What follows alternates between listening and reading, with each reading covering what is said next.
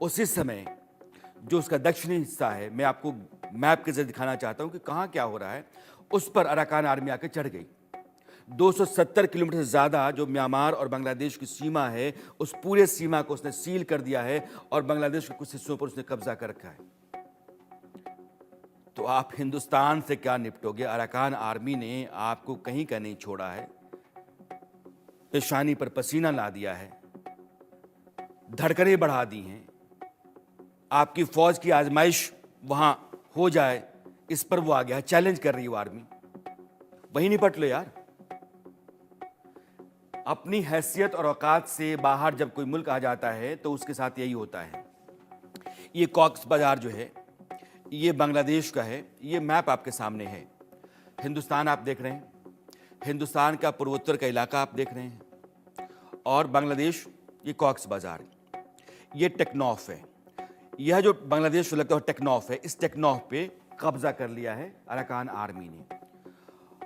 और ये जो पूरा इलाका आप देख रहे हैं, बॉर्डर 270 किलोमीटर बांग्लादेश, और ये रखाइन प्रोविंस है। आप समझिए, ये म्यांमार का जो पश्चिमी सूबा है वो रखाइन प्रोविंस है। और रखाइन में ये जो ब्लिंक कर रहे हैं, इन सब जगहों पर मोस्टली अराकान आर्मी प्रभावी है। जो भारत का हिस्सा है, जो पूर्वोत्तर का, जिसमें अरुणाचल है, मणिपुर है, नागालैंड है, मिजोरम है, यह 1640 किलोमीटर की सीमा है, यह भी म्यांमार से लगती है। तो जाहिर है कि म्यांमार में जब भी स्थिरता पैदा होगी तो हिंदुस्तान के लिए भी चिंता का कारण होगा, क्योंकि लोग भाग करके हिंदुस्तान भी आ जाते हैं। वो बांग्लादेश तो आते हैं, लेकिन 1600 किलोमीटर जो हमारी सीमा है, उस सीमा से होकर के वो हिंदुस्तान के भीतर आ जाते हैं। तो जो चिन प्रोविंस है म्यांमार का, वो मिजोरम से लगता है। और चिन प्रोविंस में भी आज की तारीख में बहुत अराजक स्थितियां हैं, तो वहां से भी बांग्लादेशी भाग करके मिजोरम आ रहे हैं। तो हिंदुस्तान के लिए बांग्लादेश, रोहिंग्या एक बड़ी चिंता तो है ही, लेकिन बांग्लादेश को अभी निपटना है कि तुम्हारे घर में घुस करके जो आर्मी आकर चैलेंज तुमको कर रही है, उससे कैसे निपटोगे। हमारे साथ दो खास मेहमान हैं, लेफ्टिनेंट जनरल नितिन कोहली साहब और मेजर जनरल पीके सहगल साहब। आप दोनों मेहमानों का बहुत बहुत स्वागत सर। पीके सहगल साहब, ये एक शेर है कि हमने तो सोचा था कोई मामूली जख्म होगा, तुम्हारे दिल में तो बहुत काम रफू का निकला। ये बांग्लादेश, इसको लग रहा था कि सरकार चला लेंगे, हमारे पास तो बस छोटी छोटी समस्याएं हैं, हिंदुस्तान को हम आंख दिखा देंगे, पाकिस्तान से दोस्ती कर लेंगे, लेकिन तुम्हारे पीछे एक अलग तरह की आर्मी घुस गई और तुम्ही को चैलेंज करने लगी।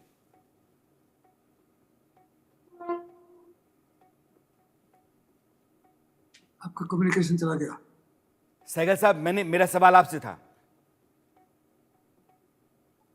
देखो, जब से शेख हसीना गई है, बांग्लादेश की यूएस सरकार के लिए मुसीबतें हर दिन बढ़ती जा रही हैं।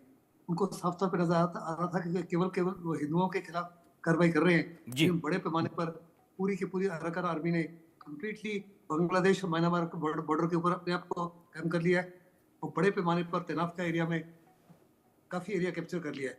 और ये एरिया जो है स्ट्रेटेजिकली बहुत इंपॉर्टेंट है अराकान आर्मी के लिए, क्योंकि जो रिफ्यूजीज की जगह है जहाँ 10 लाख रिफ्यूजीज है, उसके काफी नजदीक है। और स्ट्रेटेजिकली वाइटल जो सेंट मार्टिन आइलैंड है, जिसको अमेरिका चाहते थे और शेख हसीना ने देने से मना कर दिया, उस आइलैंड के भी नजदीक है। इससे बांग्लादेश की प्रॉब्लम जो है बहुत बड़े पैमाने पर बढ़ गई है। वो साफ तौर पे उनके खिलाफ हमला कर रहे हैं, उनको रेडिकलाइज कर रहे हैं, जो हिंदुओं को मार रहे हैं, जो माइनॉरिटीज के खिलाफ बेइंसाफी कर रहे हैं। ऐसे बांग्लादेश जो है अपने ही एक किस्म से जाल में फंस गया। और साथ ही साथ जहाँ तक अराकान आर्मी है, अराकान आर्मी और हिंदुस्तान की फौज जो है मणिपुर के ऑपोजिट वगैरह में उसके साथ रिश्ते नाते काफी से बेहतर है। कई बारी हमको अराकान आर्मी ने खुद सपोर्ट किया है for taking out the terrorist on the other side of the border. लेकिन हर समय हमको चौकन्ना रहना है, हर समय हमको तैयार रहना है फॉर एनी अनटूवर्ड इंसिडेंट। लेकिन जो अभी कार्रवाई हो रही है वो साफ तौर पर दर्शाती है कि बांग्लादेश की चिंता जो है बहुत ज्यादा बढ़ गई है। वो अपने देश में ही अपने ही बॉर्डर के ऊपर फंस गए।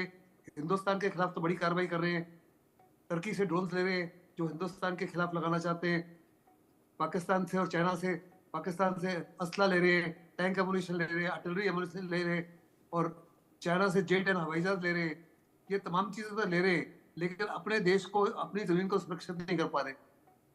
और यूनस सरकार के ऊपर आने वाले समय में जब ट्रंप आ जाएगा तो बहुत बड़े पैमाने पर उसके ऊपर शिकंजा कसा जाएगा।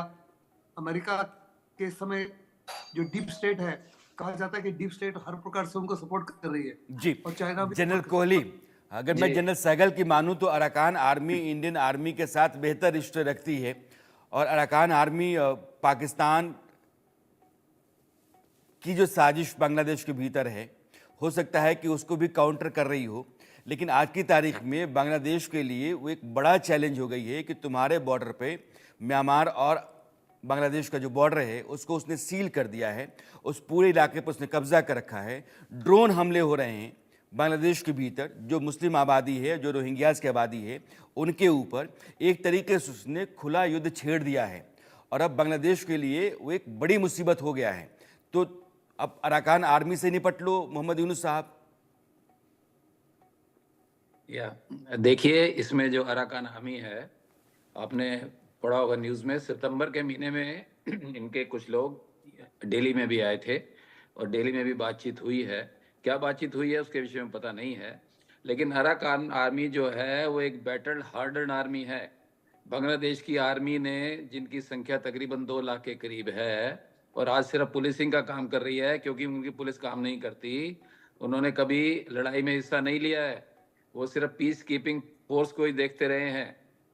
उन्होंने अभी अराकान आर्मी ने आकर के 270 किलोमीटर का बॉर्डर तो सील किया ही है, जो कनाफुर रिवर है वहां पर, उसके रिवर फ्रंट को भी पूरा सील कर दिया है। इसका मतलब जो बांग्लादेश के जो 2 ही देशों से जो लैंड की सीमा है इसकी 400 किलोमीटर के करीब हमारे से, इंडिया से है, और 270 के करीब म्यांमार से है, बाकी इसकी समुद्री सीमा है। सो उन चीजों को इन्होंने इनको सील कर दिया है, और वो आगे जैसे कॉक्सेस बाजार में या जहाँ पे इनके कैंप है वहां पे भी काफी प्रॉब्लम क्रिएट कर रहे हैं। तो इसमें जो यूनुस को जो यहाँ पर डाला गया था, डीप स्टेट ने जो डाला था यहाँ पर, बिल क्लिंटन जिन लोगों ने डाला था, जिस एम से डाला होगा सेंट मार्टिन आइलैंड के लिए या इंडिया के लिए प्रॉब्लम क्रिएट करने के लिए, वो एम उनका भी अचीव होता दिख नहीं रहा है। अभी उनका काफी कंफ्यूजन वहां पर शुरू हो गया है और वो काफी डायर स्टेट में है। देखिए, इनको कोई यूनुस कोई वहां पर सिलेक्टेड तो है नहीं कि वो इलेक्शन में सिलेक्ट होकर के आए हैं। वो एक एनजीओ चलाते थे पहले, डीप स्टेट ने उनको यहाँ पर भेजा है शेख हसीना को हटाने के लिए, और अब एक्चुअल क्या उनकी बात हुई हम तो सिर्फ स्पेकुलेट कर सकते हैं, और इंडिया के लिए कुछ तरह की प्रॉब्लम क्रिएट करने के लिए, ताकि जो इंडिया की इकोनॉमिकली जो डेवलपमेंट हो रहा है, फास्टेस्ट सर ग्रोइंग। मैं 1 मिनट के लिए आपको रोकना चाहता हूँ, अब बेहतर है जो ग्राफिक्स हम दिखा रहे हैं, दरअसल उस ग्राफिक्स सेंट मार्टिन जो आइलैंड है और सेंट मार्टिन के बगल में टेक्नॉफ, वो अपने दर्शकों को दिखाना चाहता हूँ, जहाँ अरकान आर्मी ने कब्जा कर रखा है, और कितना इम्पॉर्टेंट है ये समझना बहुत ज़रूरी है। इसलिए मैं आपको ग्राफिक्स दिखाता हूँ ताकि आपको टेक्नॉफ, सेंट मार्टिन, ये सेंट मार्टिन है जो बांग्लादेश का दक्षिणी हिस्सा है, और सेंट मार्टिन को अमेरिका चाहता था कि बांग्लादेश दे दे। शेख हसीना ने कहा कि नहीं, यह संभव ही नहीं है, क्योंकि अगर यहाँ अमेरिका आ जाता है, बेस बना लेता है, तो हिंदुस्तान के इंटरेस्ट जो हैं उनको भी खतरा हो जाएगा। और शेख हसीना को हटाने के लिए, किसी भी देश की सरकार को हटाने के लिए एक पैरेलल समानांतर सरकार चलाने की व्यवस्था की जाती है, और जाकर सरकार को हटा करके अपने प्यादे को बिठा दिया जाता है। इस बिठाने की जो पूरी साजिश होती है, कोशिश होती है, उसको हम डीप स्टेट कहते हैं, जिसका जिक्र अभी हमारे गेस्ट कर रहे थे। ये कॉक्स बाजार जो है, ये रोहिंग्या के कैंप है यहाँ, ये बांग्लादेश है, और यहाँ लाखों की तादाद में रोहिंग्या रहते हैं, यहाँ ही कैंप चलाते हैं, और बांग्लादेश की आर्मी जो है उनको ट्रेन करती है, और चाइना भी करता है। रोहिंग्याओं को भेजा जाता है म्यांमार, ये रखाइन प्रोविंस आप देख रहे हैं, लेकिन यहाँ बहुत सारे प्रोविंस हैं, और उनसे एक चिन प्रोविंस है, एक कचिन है, एक शान है। तो इन सभी जगहों पर अलग अलग गुट लगातार लड़ाई करते रहते हैं। तो रखाइन स्टेट और टेक्नॉफ, ये टेक्नॉफ जो आप देख रहे हैं, यहाँ पर कब्जा किया है अराकान आर्मी ने, और ये पूरा जो इलाका सीमा है जो बांग्लादेश और म्यांमार की है, उसको उसने सील कर रखा है। तो अब एक तरीके से मानकर चलिए, जो हमारे गेस्ट कह रहे हैं, जो मेहमान कह रहे हैं, कि यूनुस को हिंदुस्तान के बारे में, हिंदुस्तान को चैलेंज करने के बारे में बाद में सोचना है। आज की तारीख में जिस अमेरिका ने उनको प्यादा बना करके सत्ता में बिठा रखा है, उस अमेरिका के इशारे पर वो हिंदुस्तान को जो आंखें दिखा रहे हैं, पहले पलट करके अपने देश के भीतर देख लें। अराकान आर्मी लगातार हमलावर है, उसने चैलेंज कर रखा है, ड्रोन अटैक कर रही है, वो हमला कर रही है, आपकी ज़मीन पर आकर के धमक गई है, आपको चैलेंज कर रही है। और इस चैलेंज को बांग्लादेश की आर्मी को देखना है। इसलिए हमारे मेहमान जो कह रहे हैं कि आज की तारीख में बांग्लादेश के सामने जो बड़ा खतरा है वो अराकान आर्मी से बचना है और वो रोहिंग्याओं के दुश्मन है। सहगल साहब, क्या आप मानते हैं कि जैसे ही अमेरिका में अब तो 20 जनवरी को नए प्रेसिडेंट के तौर पर ट्रंप आ जाएंगे, जैसे ट्रंप आते हैं ना सिर्फ बांग्लादेश में हालात बदल जाएंगे बल्कि दुनिया के कई हिस्सों में स्थितियां बदलेंगी, इक्वेशंस जो हैं वो चेंज होंगे? इसमें किसी प्रकार का कोई शक नहीं। ट्रंप ने साफ तौर पे कह दिया है कि जैसे ही वो आएंगे, वो जो दो लड़ाइयां हो रही है यूक्रेन और रशिया के बीच में, उसको खत्म कराएंगे। दूसरा जो मिडिल ईस्ट में लड़ाई हो रही है उसको खत्म कराएंगे। और जहां तक बांग्लादेश का ताल्लुक है, बांग्लादेश को बहुत बड़े पैमाने पर जो शेख हसीना को हटाया गया, उसके पीछे साजिश 100% साजिश अमेरिका के डीप स्टेट की थी। और डीप स्टेट अभी भी हिंदुस्तान को डिस्टेबलाइज करने के लिए, हिंदुस्तान को, मोदी सरकार को डिस्टेबलाइज करने के लिए बहुत बड़े पैमाने पर हिंदुओं के खिलाफ कार्रवाई हो रही है, जिसको तमाम कोशिशों के बावजूद भी उस माफी कंडेमनेशन नहीं किया अमेरिका ने, जिस माफी करने की आवश्यकता थी। अगर अमेरिका चाहता तो ये बड़े पैमाने पर रुक सकते थे। लेकिन जहां तक ट्रंप का ताल्लुक है और तुलसी गबार्ड का ताल्लुक है, उनके आने से मुझे नहीं लगता कि यूनुस जो है वो कहते हैं कि हम 2025 के एंड में इलेक्शन कराएंगे या 2026 के बिगनिंग में इलेक्शन कराएंगे, तब तक यूनुस वहां टिक नहीं पाएंगे। उनको हर प्रकार से सपोर्ट था बिल क्लिंटन के बाद में कंप्लीट अमेरिकन डीप स्टेट से। ये सपोर्ट हर प्रकार से खत्म हो जाएगा। जनरल कोहली, और उनके अगर ऊपर मैं sanction भी अराकान लग आर्मी के बयान को, जो मीडिया के अलग अलग हलकों से आया है, उस बयान को आपके सामने रखूं तो तीन चीज़ें हैं। पहला ये है कि हिंदुओं के ऊपर जो बांग्लादेश में अत्याचार हो रहे हैं, जो म्यांमार से लगी हुई सीमा है, बौद्धों के ऊपर जो हमले हो रहे हैं, और जिस तरीके से रेडिकलिज्म बांग्लादेश के भीतर बढ़ रहा है, उसका खामियाजा बांग्लादेश को उठाना पड़ेगा। इसके मायने क्या हैं? देखिए, इससे पहले कि मैं आपको ये जवाब दूं, एक दो बातें जो बीच में छूट गई थी, जो हुई थी जी।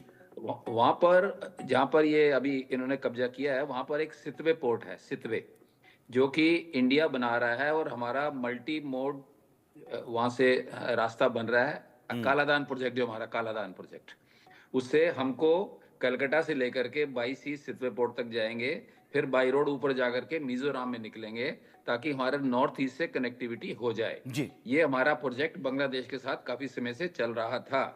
अराकान आर्मी ने ये स्टेटमेंट दिया है कि हमें इसमें कोई इतराज नहीं है। इट मीन्स कि इंडिया के साथ कहीं ना कहीं अंडरस्टैंडिंग है। वो कहते हैं कि आप ये करते रहो, हम बैठे हैं इस इलाके में। Number 1 point. दूसरा पॉइंट, ट्रंप की आप बात कर रहे हैं। ट्रंप अगर आ भी जाएगा, ठीक है कि इंडिया से हमारे अच्छे रिलेशन है ट्रंप के, लेकिन वो उसकी लॉयल्टी तो अमेरिका से है। सेंट मार्टिन आइलैंड तो उसको भी चाहिए। देखिए, वो उसकी अमेरिका को, डीप स्टेट को भी चाहिए और ट्रंप को भी चाहिए, क्योंकि वो यहाँ कर बे ऑफ बंगाल में बैठना चाहता है वो। लेकिन इंडिया और चाइना दोनों नहीं चाहते कि सेंट मार्टिन आइलैंड अमेरिका के पास जाए। अब अराकान आर्मी का कौन इस्तेमाल कर रहा है, कैसे ये हो रहा है, बट ये चीज हमें थोड़ी सी ख्याल में रखना चाहिए। ट्रंप फेवरेबल है, बट उसका बेसिक इंटरेस्ट तो अमेरिका के साथ ही होगा। जी, बहुत इंपॉर्टेंट है। क्वेश्चन पूछा था, अब आपने पूछा था क्वेश्चन जी कि ये क्या मायने है उसके? जो, सॉरी, क्या आप कुछ कह रहे हैं? क्या मायने हैं उसके बयान के? किसके बयान के आप कह रहे हैं? किसके बयान के? अराकान आर्मी का बयान मैंने आपको सुनाया था सर। जी जी जी जी जी। देखिए, ऐसा है कि ये जो हिंदुओं पर और बौद्धों पर जो अत्याचार हो रहा है, ये हिंदुस्तान में तो रेजिस्टेंस हो ही रहा है, क्योंकि Arakan army basically Buddhist army है, बुद्धिस्ट लोग हैं, लेकिन वो फाइटर बुद्धिस्ट हैं, वो पीस वाले बुद्धिस्ट नहीं है, और बड़ा उनको वार फाइटिंग में एक्सपीरियंस है। तो इसके लिए जो उनका स्टेटमेंट है कि इसके लिए वो रजिस्ट कर रहे हैं कि ये नहीं होना चाहिए, क्योंकि जमात इस्लामी, अल कायदा और हिजबुल तहरीर, ये जो पूरी छोटे छोटे ग्रुप्स हैं, जो कि इस्लामाइजेशन हो गया, रेडिकलाइजेशन हो गया बांग्लादेश के अंदर, वो हिंदुओं पर और बुद्धों पर अत्याचार कर रहे हैं, तो वो उसको रोकने के लिए भी कर रहे हैं। तो इस समय यूनुस के ऊपर चारों तरफ से प्रेशर आ रहा है। देखिए, इंडिया ने भी अपने तरीके से इनके ऊपर प्रेशर किया है, चाहे वो ट्रेड के मामले में किया है उनकी, अगर मुझे आप 1 मिनट दें, और उधर सर से मेरे पास समय की तंगी है बस जी। ओके, प्लीज प्लीज आप बोलिए, आप फिर आप है। तो इंडिया इधर से कर रहा है और उधर से अराकान आर्मी ने उन पर प्रेशर किया है। तो इस समय काफी कंफ्यूजन की स्टेट है उनके पास में। उनकी आर्मी इस पोजीशन में नहीं है कि अराकान आर्मी के साथ ठीक से लड़ाई कर पाए, क्योंकि बेसिकली उनकी आर्मी पुलिसिंग कर रही है इसमें बांग्लादेश दरअसल के हमारे अंदर। मेहमान दोनों ये कह रहे हैं कि अराकान आर्मी जो है एक मजबूत फौज है और बहुत ताकत है उसके पास, और बांग्लादेश को चैलेंज कर रही है। हिंदुस्तान के साथ कहीं ना कहीं वो बेहतर रिश्ते में हमेशा से रही है। जो कालागान प्रोजेक्ट का जिक्र किया है जनरल साहब ने, 2008 में ये प्रोजेक्ट शुरू हुआ था और तय ये हुआ था कि जो पूर्वोत्तर के हमारे राज्य हैं उन राज्यों से जो दक्षिण पूर्वी एशिया के देश हैं उनको जोड़ा जाए सड़क मार्ग के जरिए, तो एक बड़ा इंफ्रास्ट्रक्चर हम खड़ा करें। और उसके लिए अराकान आर्मी कहते हैं कि हम खड़े हैं, आप अपने प्रोजेक्ट को आप कंटिन्यू करते रहे, कोई दिक्कत नहीं है। पहले हमारी जो लुक ईस्ट की पॉलिसी थी, नरेंद्र मोदी के आने के बाद एक्ट ईस्ट की पॉलिसी हो गई, और जो साउथ ईस्ट के एशिया के कंट्रीज़ हैं उनके साथ हमने एक अलग तरह की नीति बनाई और उस नीति के तहत हम लगातार आगे बढ़ते रहे। इसीलिए हम चीन के साथ टकराव की स्थिति में होते हैं। आप दोनों मेहमानों का बहुत बहुत शुक्रिया सर, क्योंकि समय मेरे पास इतना ही है और मुझे अब विदा लेना पड़ेगा। तो अरसत में आज इतना ही। मेरी आपकी मुलाकात कल फिर होती है, तब तक ले दीजिए विदा। नमस्कार। वो आधा हिस्सा जिसके बगैर सच पूरा नहीं होता, वो है अर्ध सत्य।